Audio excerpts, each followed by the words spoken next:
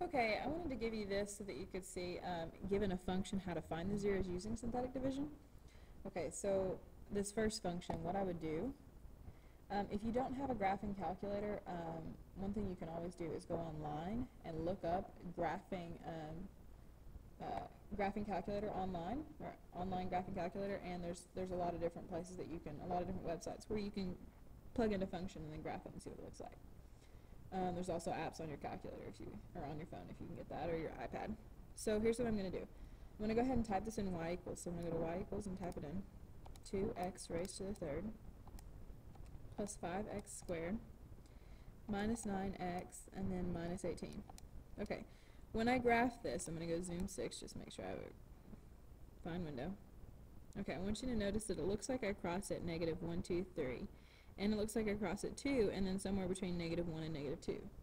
Now, I might assume that I know what these are, and I could also, second calculate, find my zeros.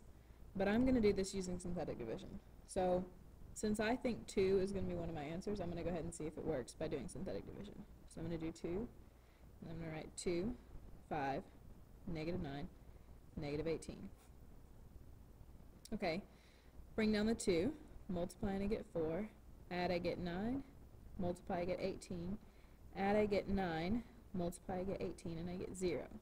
Okay, so 2 did work. So 2 is one of my zeros.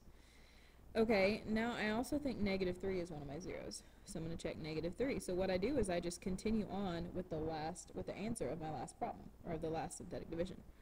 So I'm going to bring down 2, multiply, and I get negative 6, add, and I get 3, multiply, and I get negative 9, and I get 0. Which makes me think, or which doesn't make me think, which lets me know that negative 3 also works. Okay, well the last one is just if I started with a cubic and then divided out one, that's a quadratic, divide out another, and I get a linear. So this is 2x plus 3. Well, if I set that equal to 0, I'm going to subtract 3 and divide by 2. So negative 3 is my other answer. Okay, so if I'm writing this in factored form, then I would say x minus 2, x plus 3, because it's the opposite of that. This is a 0, so it's x minus 2. This is a 0, and then the other factor is just 2x plus 3. So that would be the factored form.